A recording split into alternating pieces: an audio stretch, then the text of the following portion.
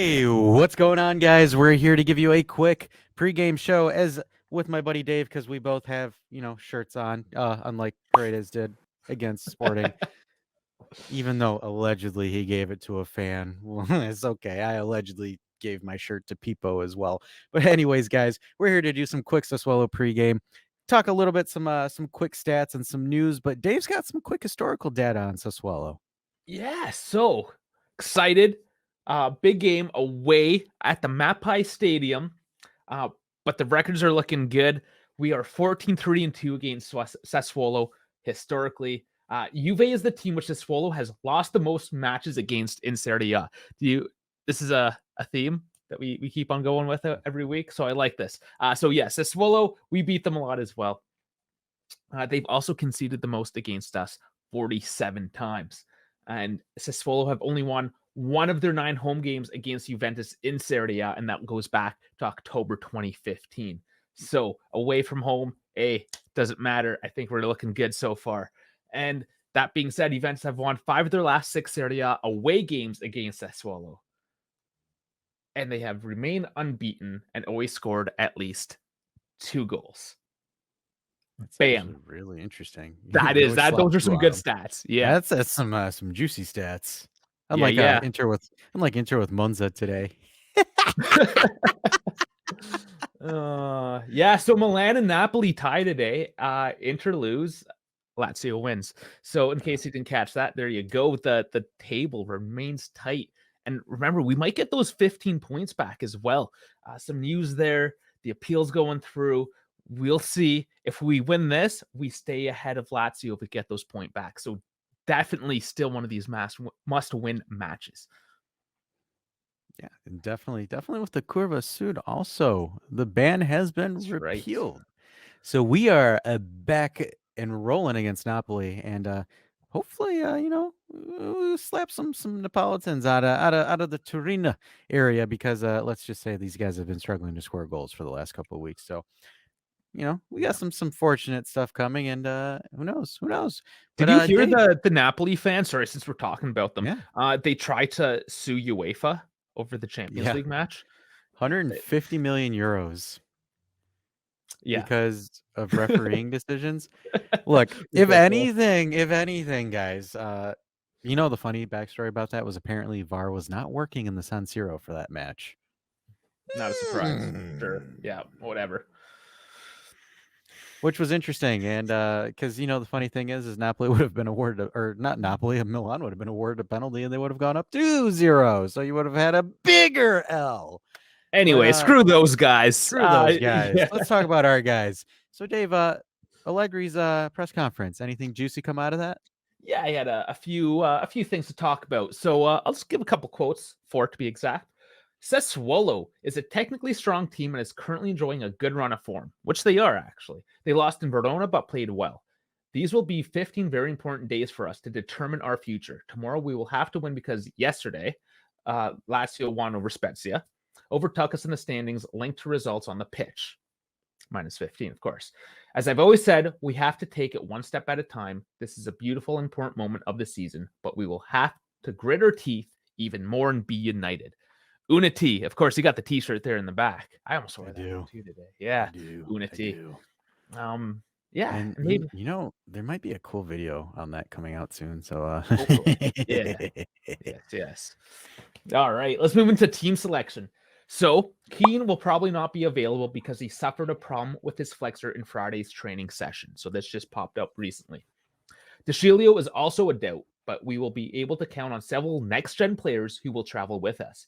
Paredes is ready to play. Pogba, not yet. Paul is training with the group, but he's not yet in his best shape. I do believe that between now and the end of the season, his contribution will be fundamental. Szczesny, if he is ready and calm, will be able to travel with us and will be on the bench so he can have a rest. Perlin is in excellent condition, has become a goalkeeper of the highest level. Since he's been at Juventus, he's been one of the best in his role in terms of reliability and presence in matches. Bremer may rest, with either Rugani and Bonucci entering the fray as both are working well. Vlahovic played an hour in Rome against Lazio and half an hour against Sporting. Tomorrow, he could start from the first whistle. Lots of big news in that like wall of a paragraph there. Yeah, no, definitely. I'm kind of curious. Are they taking Pudding's wheelbarrow with him to the Mapai? I just wanted to make sure he's okay because if you guys watch Thursday, but Oh that's man. interesting. That's interesting with the team selection, or the alleged team selection that he says because he might switch it up on a whim, but. Interesting. It's gonna be interesting because also guys, this just in Amazon is shipping Paredes some jerseys with him just to be sure. So he has them ready to go just in case if he gets called up again. God, Oh that was man. so funny, guys. I implore you to go on Twitter and watch Allegra's reaction when he thought of Paredes when he saw Paredes without a jersey. That was awesome. Oh yeah. But yeah, the funny thing though is though I do clown him, but it was actually a good gesture. Originally it was supposed to be Moretti who was supposed to be subbed in at the Hmm. time, so Paredes didn't think he was going to play, so he hands his kit to a child in the stands, only to find out that his number got put on the board. And if you guys watched us on the Sporting 160 EN stream, we had some fun. We laughed about that, but again, kudos to Paredes. Again, we're a fun YouTube channel where we like to troll our players, but we also love our players for the gestures they do as Of well. course, of course. It was a fun time. All right. Form and future. Overall, the players available are doing well and are going through a good moment of form. We are training well, and therefore we are satisfied with their daily work. As I have always said, these weeks will be crucial for building towards our May calendar, which we hope will be as busy as April's. I mean, that's mostly just coach talk there, Allegri talk. Yeah. But I mean, just reiterating, keep the form, keep that momentum. The good things will happen. And finally, in an important week. Clearly, we are attentively awaiting the verdict of 19 April, but we have to think only of matters on the pitch which tell us that to return to second place, we have to win against Sassuolo. We are focused on individual matches, and rightly so. We will have to be good at not letting ourselves be affected by external factors. Again, more of his coach talk, but yeah, we got to win. We got to keep on winning and screw the nonsense on the outside. Put the earmuffs on. As they say in Ted Lasso, the goldfish reminds of goldfish. Just forget about it. It's all good. Just focus on the pitch. And that's Dash in a fishbowl. All right. So Dash, you got the tactics for us now.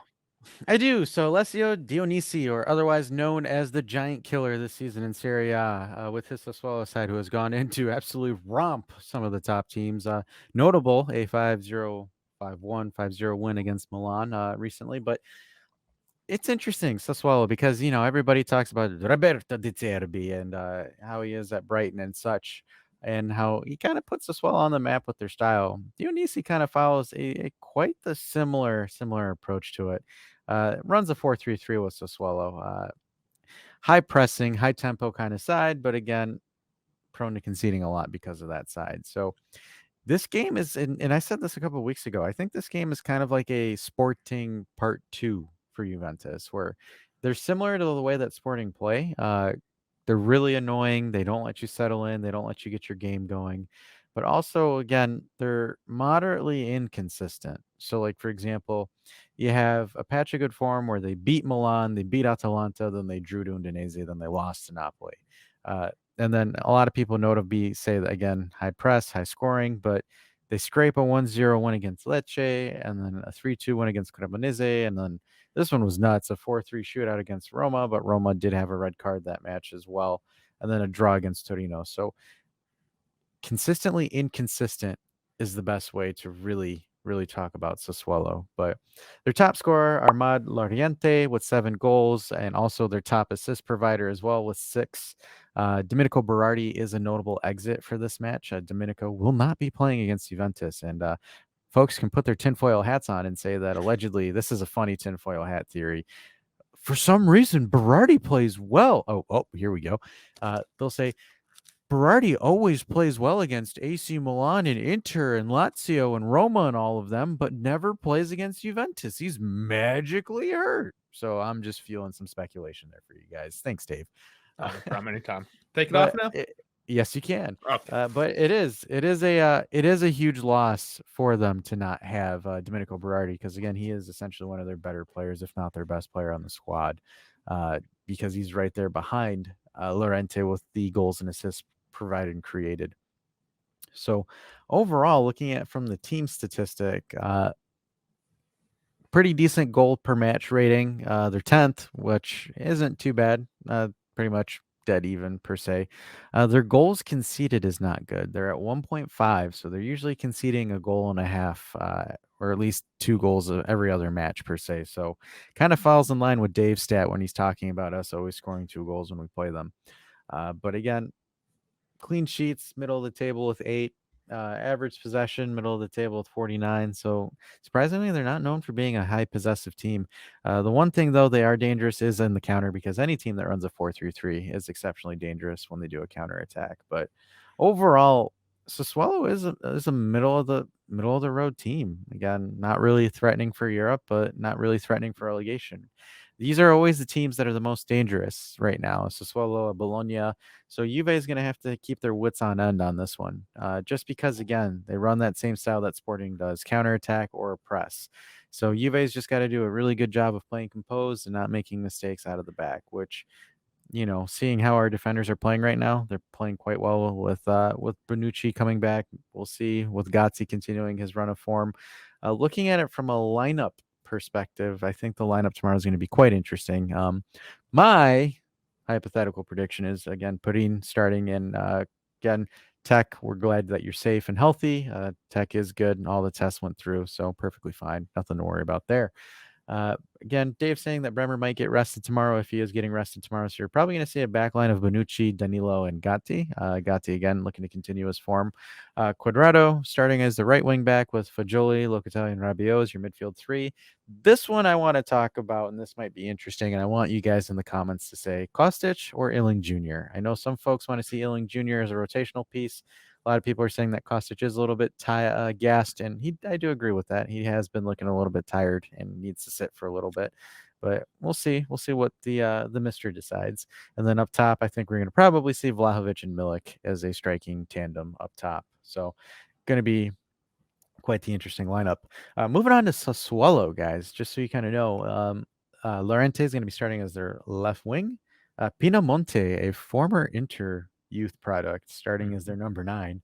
And then Mehdi Bayrami, one of my favorite players from Empoli, playing on the right wing. Because he's Albanian. Well, I mean, he actually is a baller, but he's No, kind of he is. dropped off. He's Yeah. dropped off a little bit. Henrique coming in as their left midfielder, Lopez as a center mid, Fratesi, and we have some buzz with Fratesi, and Dave will kindly go over it in just a moment. Rogero as the left wing back, Ferrari is the center back, Erlich is their other center back, and Tolian or Trojan, if I really wanted to have fun with them there. Sounded weird. And then we have the anti-Juve, our biggest pain in the ass starting, Consigli, who turns into prime 2006 Buffon when we play Sassuolo every single time. Yeah. This guy gives me nightmares. Mamma mia. But anyways, Dave, I know you have some notes on Fratese. Well, I mean, recurring theme. Really, we've been linked to him for quite a while. So this is from around Juventus. I'll just quote this out here. There's a bunch of rumors in here, so that should cover quite a bit. There aren't any new updates on the renewal front of Rabiot. The feeling is that the most probable solution is a departure. Paredes would return to PSG, and therefore a few signings would be needed. A name which is liked is Fratesi, who has attracted the interest of Roma for some time, but there would also be an interest from Juve. The problem remains the high value imposed by Sassuolo, even if the deal would have lower cost than the Milinkovic-Savic one.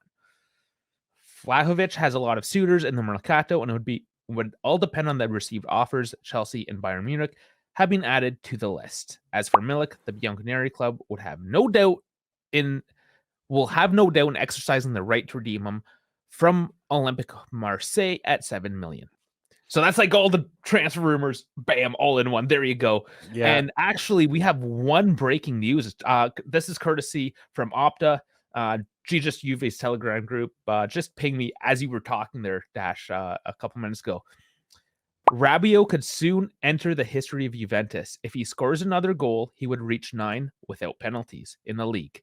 He would therefore join Marchisio, Nedved, Khedira, and Vidal as the most prolific midfielder. Ooh. So the funny thing is a little bit of a shameless plug here, guys. But if you have not seen our latest podcast episode with Romeo Agresti, he actually dropped some really good, some rumors, some things as well, and interesting because he said Juventus have not really met yet with Rabiot's mom. They're planning on doing so within the next 2 weeks. So stay tuned on that as well. And Dave, funny thing about our good friend, you know who the top scorer for Juve is in Serie A right now? Oh, it is Rabiot, isn't it? Yeah, it's Rabiot. Yeah. It's Rabiot, and he has the most goals plus assists. He's tied with Kostic on there. So eight goals, 3 assists, and yeah, dude, Yeah. he's the squad's best player right now. He's got the highest rating on FotMob for Juventus. So Rabiot Yeah. is the MVP of the season. So Contract year, Rabiot. contract year, Rabiot. You heard it here first. Yeah. But that's our thoughts, not your guys's. If you guys have some thoughts, leave them in the comment of who you think is going to start, your dream lineup for this match, the result that you guys think is going to happen in this match, and your thoughts on some of the rumors that we spit on here. And also, guys, make sure when you do like and comment and subscribe to the video, make sure you have your shirts. Don't forget your shirts, because it's kind of weird if you subscribe without a shirt on. And also, shameless plug, always look at the Discord where we have some fun banter where you can talk with us and the guys and have some intellectual Juventus conversations. And on that note, this is Dash. You've just been filled in. Oh man. And fill in code 214 at turngiants.com this week for your chance at 15% off at the merch at our store. Check it out. Thank you all. Please like and subscribe. Dash, as always, it's a pleasure. And we'll see you tomorrow or today if you're watching it today on the watch along.